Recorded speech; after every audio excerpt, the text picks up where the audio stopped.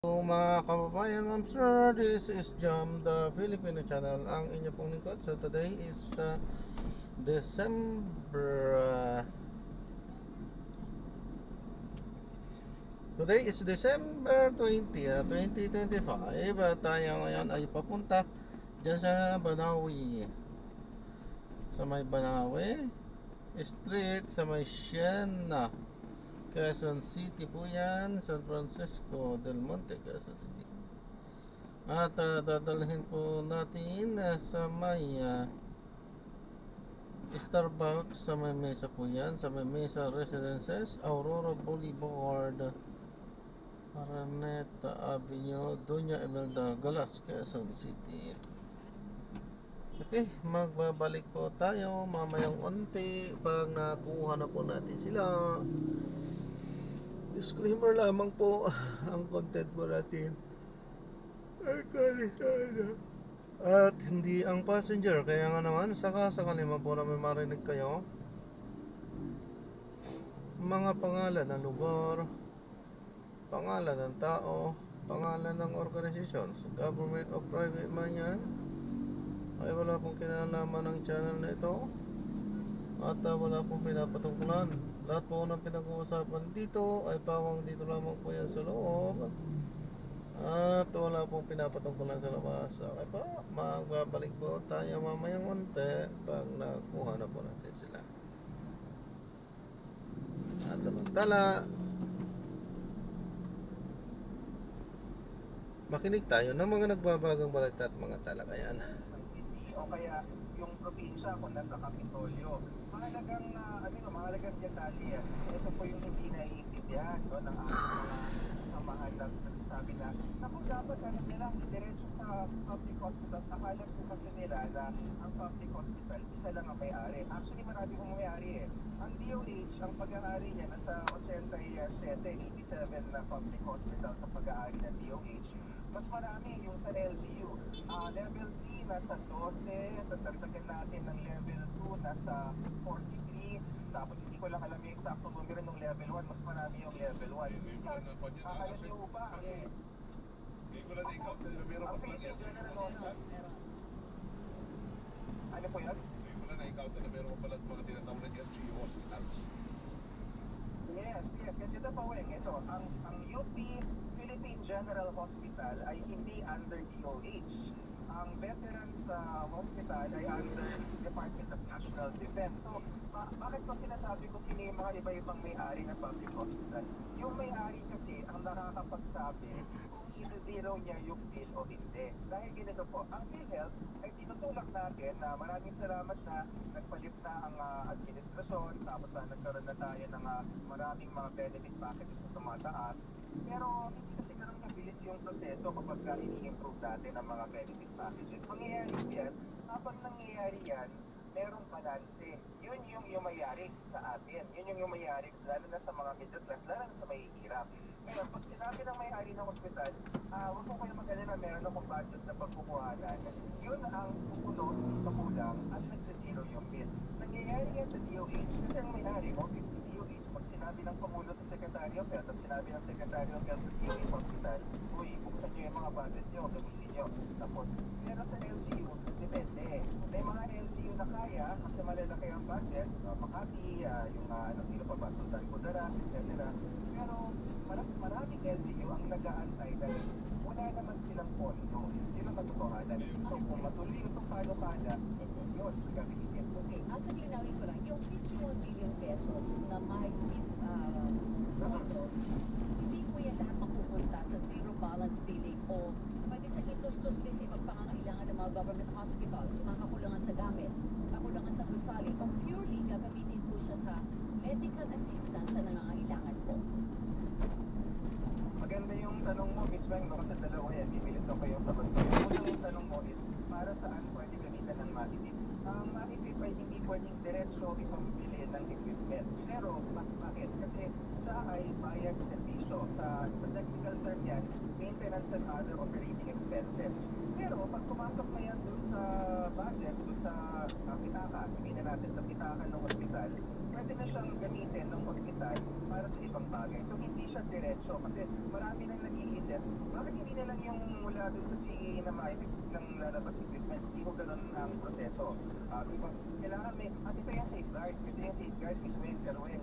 Kapag walang pasyente na may sakit, hindi pwedeng kunin yung maipit. Kaya sinasabi namin, yung cash, pambayad sa visa.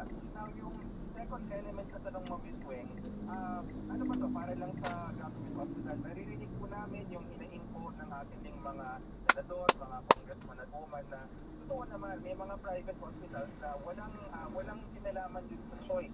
No? Pagkakilit ng ating pagkapuso, napupunta sila doon kasi yan ang pinakamalapit, wala nang kama sa public. So, ang proposal ng DOH ay may porsyento na pwedeng gamitin sa private hospital. Pero sino magsasabi kung aling private hospital ang lalagyan ng maipit? At paano malalaman po ng publiko na itong particular na private hospital na ito kung saan ka nagpapagamot ay may maipit o wala? Yan ang gusto nating linawin sa darating na taon sa implementation.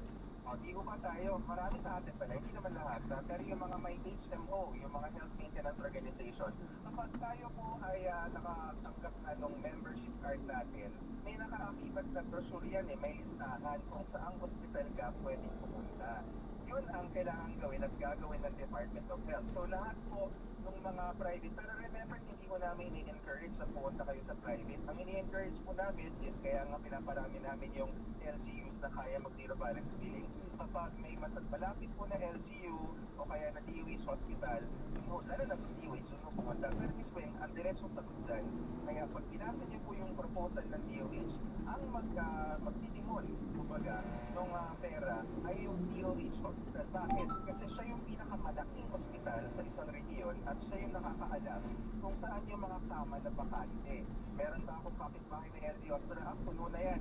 Sino yung mga kapitbahay ko? Magkakakilala yan eh. Baka doktor magkakakilala, lalo na yung mga magkakapitbahay. Ganon. Ang tanong naman dito, kasi yung iba ko talaga mas pinipili pumunta ng private hospital. Dahil pag pupunta sila sa government hospital, punuan yan. Di ba? Wala pang kama, minsan punong-puno ko talaga. Ngayon, pagdating mo sa mga private hospital, di ba may mga MOA din po kayo? Ang agreement? Yes, yes. Oo. So yun, ang tanong doon, pwede bang i-considera ng DOH kaya na siguro lahat ng private hospital, saklawin na rin. Bigyan na rin ng allocation ng budget na galing dito. Magandang panukala yan, Weng, pero meron kaming sabihin natin yung mga kondisyon, lalo na itong kondisyon na ito na sasabihin ko. Dapat, ang private hospital, kapag kontrata yan sa amin, hindi dapat lalampas yung singil, lalo na yung singil ng doktor doon sa PF na ibinabayad ng PhilHealth. O bakit hindi ka pumasok sa PhilHealth? Sa PhilHealth kasi yung parang pinaka-kasuhan na parang kahit pa paano merong datos ng PhilHealth. Ito ang tamang PF. Yan, tamang PF. Ito ang tamang PF. Kapag lumampas doon, sasabihin namin sa private hospital, hindi pwede o kaya private hospital, hindi yan zero balance billing. Bibilisan ko yung dagdag na sagot ko, Weng, no? Para kasi kaming nagpapatakbo ng budget airline or ng aeroplano. Kung napasok ng aeroplano, hindi yan, manual daw, get po ninyo to. Ang mga aeroplano, dalawang piloto lang naman yan saka isang malaking aeroplano, ang take-off, ang lipat, ang landing, pare-pareho. Pero sa loob, merong economy class, budget, merong premium economy, tapos merong business class. Dapat po, ang bumibili ng ticket, alam po ano yung sabi niya. Hindi namin sinasabi na tanggapin mo lang na maliit 2 years, at saka 2 years umuupo yung mga doktor, yung mga union of patients, yung Ministry of Health, yung DOH sila. Tapos nagkakapirmahan sila, para sa susunod na 2 taon, hanggang dito na ang piya. Pag may lumampas dyan, di babayaran. Maganda yun Kailangan na talaga gawin mo rin yun. Kaya lang gusto ko na linawin, by 2026, kailan may umpisahan na mapapakinabangan ng taong bayan yung mas malawak na implementasyon ng maipit? Yes, nakaabang kami mismo kung ano yung final language. Pero pwede ko lang sabihin kasi katabi ko sa Secretary kahapon, may kausap siyang media. So, sasabihin ko, merong tatlong senador, pero hindi niya pinangalanan, so hanggang tatlo lang ako ko.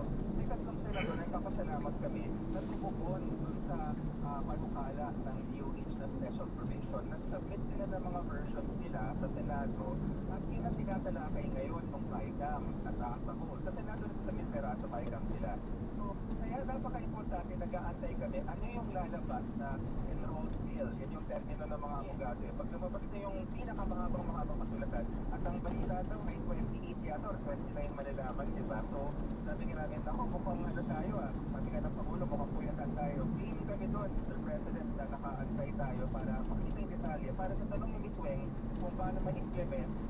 Ideally, January 1, pag matangka 2026 na yung policy, pero reality, at kaya ka na kuya, okay lang yun. Yung mga guidelines, bago na pasin natin. Tsaka yung mahalaga yung coverage ang pwedeng yun ang makover ng DOH kung sakasakaling makonfirm ng individual sa private hospital, Yes. HU hospital or DOH hospital. Kailangan natin talaga na lalaki kumaling at hindi yung hindi na-hostage ka dahil hindi ka makabayad eh. Diba? Alright, Asek, maraming salamat sa oras. Correct. Good morning. Good morning, Mas. Merry Christmas sa inyo. Maligayang Pasko po. Thank you. Thank you, Good morning Asek. po. Magandang umaga. Si Assistant Secretary Albert Domingo, ang spokesperson ng Department of Health, mga kabuso, dahil dito sa atin, yan ang talagang problema ng ating mga mahihirap na kababayan. Ang wish natin yung God are the days dapat na merong namamatay na Pilipino na hindi nakakatikim ng gamot, na hindi natitignan sa ospital o ng doktor kahit sa klinika kasi walang kakayang magpagamot. Ano ba narinig mo yung mga nagdilig, yung mga public servant umano, sila ay nagpapagamot po abroad pa. At tayo naman, di ba? Di ba Bilang kaya? ako dito. May sarili pang Oo, di ba? papor ng pagpapagamot na po. Balik ko tayo mga kabuso. Hello, ano ko natin? Pero oras. Alas 6:27 ng unang umaga, radyo na. Laban ang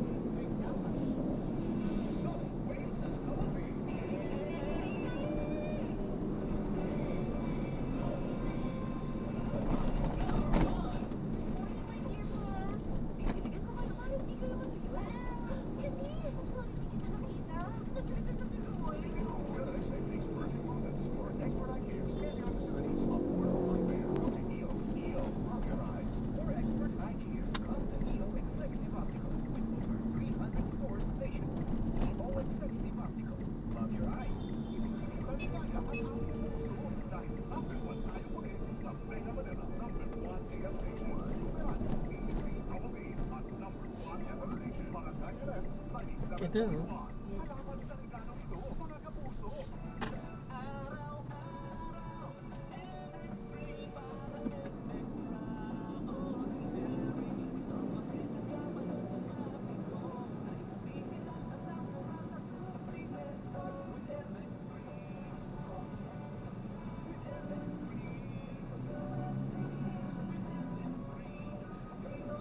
Hello, I'm Cheryl Cortes, news anchor and TV host sa MX3 Capsule. Dito ako bilis. Mahalagang paalala ang MX3 Capsule. Tungkol na dapat sa tungkol sa pag-ibig. para hindi mapuli sa mga balita, sundan ang mga social media accounts ng Radio D3BB. Mag-subscribe sa aming Na natin sila. So maraming salamat po sa panonood hanggang sa muli. Ingat po at God bless. Paalam po muna at samantala tayo ay gagawa na ng ibang video sa susunod na mission. Paalam po. ito pala, it's